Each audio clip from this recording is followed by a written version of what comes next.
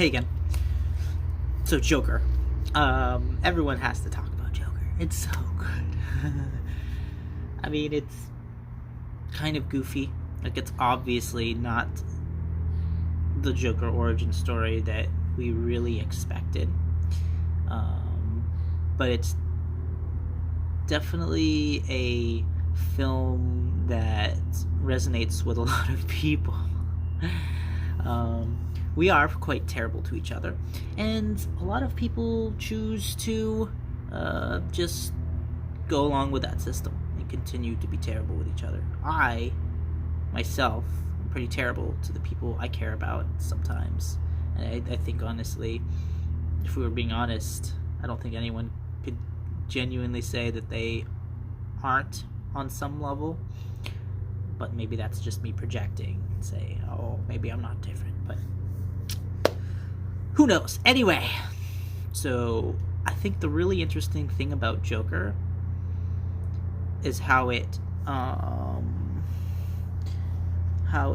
kind of like the opposite of Batman Begins, in that at the end Batman doesn't kill Ra's al Ghul, but he allows him to die on the train that's speeding towards the damaged track, which is going to fall off and crash. Whereas Batman justifies his lack of inaction leading to the death of Ra's al Ghul. Joker doesn't even care. Because what is the difference? If you're dead is dead, what is the difference? How you die. Now, how you treat someone, ultimately is uncool.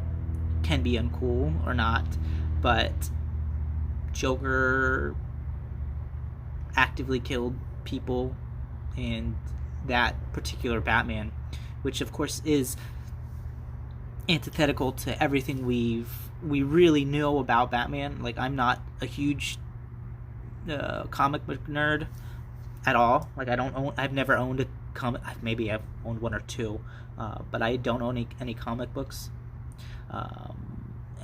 least of all about Batman. But the thing with him is he's always been not about killing, and that particular iteration of Batman allows Ra's al Ghul to die through his own weird justification, whereas Joker has never really ever been averse to killing, but on his path he did show mercy to people he perceived as not particularly cruel to him. So both of these are kind of different in a way to create their own story from the source material, but then again, even the source material strays away from everything because there's just so much of it. And there's a reason, because it's so good, it's enjoyable. We see that Joker comes from no money, whereas Batman just only ever knew a life of privilege. And did that result in the outcomes? Did money afford Batman to strive to become a better person, whereas the lack of money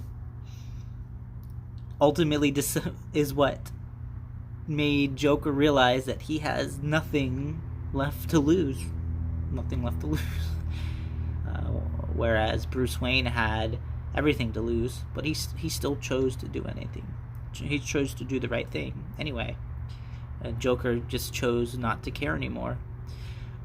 And you see that in everyone. Like, there are people who just don't even care about what's right and what's wrong, and they just don't care anymore, because caring is exceedingly painful in a world that they perceive as not giving a shit. And then there are the people like Batman who choose to care a lot, and choose to even further try to take things into their own hands, even though it might be fruitless. But you still, I mean, we see both of them still have a massive impact. Obviously, Batman is trying to do the right thing, whereas Joker just doesn't care. So, just does whatever he wants. Well, that's it for now. Thanks for participating.